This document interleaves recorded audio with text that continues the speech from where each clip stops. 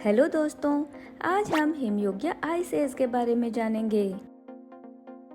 आप तो हिमयुग के जानवरों के वीडियो देख रहे हैं, इसे अपने दोस्तों को भी दिखाएं।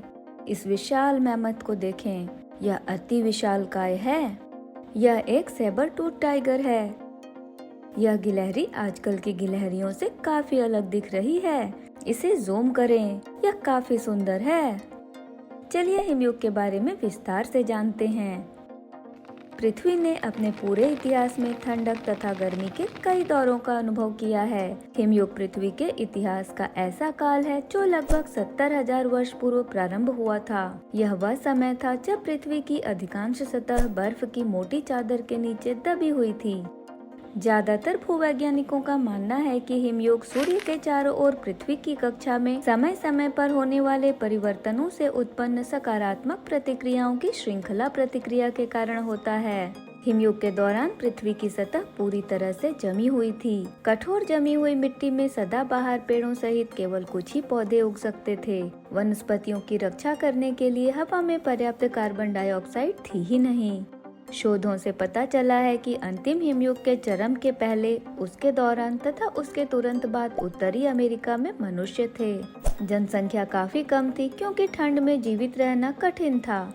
उस काल का मुख्य व्यवसाय शिकार करना था। लोग भोजन तथा आश्रय की तलाश में लंबी दूरी की यात्रा करते थे। शिकार के लिए वे समूह में भ्रमण करते थे। लोग शरीर को गर्म रखने के लिए जानवरों की खाल पहनते थे।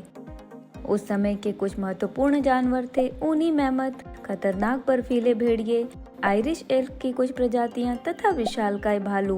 हिमयुग के छोटे मुंह वाले भालू उत्तरी अमेरिका में अब तक रहने वाले सबसे बड़े स्तनधारी मांसाहारी थे। यहाँ ध्यान से देखिए, मैमथ जैसे विशाल तथा भारी वजन वाले जानवर सेबर टूथ टाइगर तथा डायर वुल्फ जैसे शीर्ष शिकारियों के साथ गायब हो गए। डायर वुल्फ साहसी तथा खतरनाक शिकारी थे। हिमयुग में लोग अपनी गुफाओं की दीवारों पर जानवरों तथा अन्य चीजों के चित्र बनाते थे। इस युग में पक्षी भी थे, जिनमें से कलहंस या गीस और गरुड़िया ईगल परिवार के सदस्य शामिल थे। हिमयुग में रिया और शतुरमुर्ग जैसे कुछ उड़ने में असमर्थ पक्षी भी थे। धरती ने 5 मुख्य हिमयुगों का अनुभव किया है। आइए इनके बारे में जानते हैं। चुरोनियन, यह पृथ्वी के इतिहास में सबसे लंबे हिमयुगों में से एक था। यह 2400 से 2100 मिलियन वर्ष पूर्व तक चला। वैज्ञानिकों का मानना है कि यह पृथ्वी के वायुमंडल में कार्बन डाइऑक्साइड को कम करने वाली ज्वालामुखीय गतिविधि की कमी के कारण हुआ।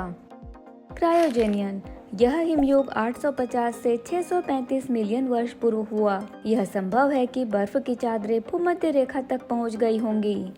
एंडियन सहारन, यह हिमयुग 460 से 430 मिलियन वर्ष पूर्व हुआ था। इस युग के दौरान सहारा, अरब, पश्चिम अफ्रीका, दक्षिण अमेज़न और एंडीज जैसे हिमनद का पता चला है।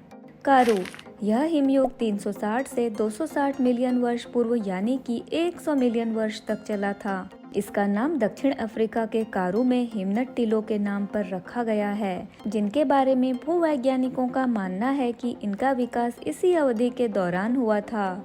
क्वाटरनरी, आपको यह जानकर आश्चर्य होगा कि हम वर्तमान में एक हिमयुग में रह रहे हैं, जिसे क्वाटरनरी हिमयुग कहा जाता है। यह लगभग 2.5 मिलियन वर्ष पूर्व प्रारंभ हुआ था तथा अब भी जारी है। अब आप हिमयुग या आइस एज के बारे में काफी कुछ जानते हैं। ऐसे ही और वीडियो देखने के लिए चैनल को सब्सक्राइब करें, वीडियो को लाइक करें और ज्यादा से ज्यादा शेयर करें। धन्यवाद।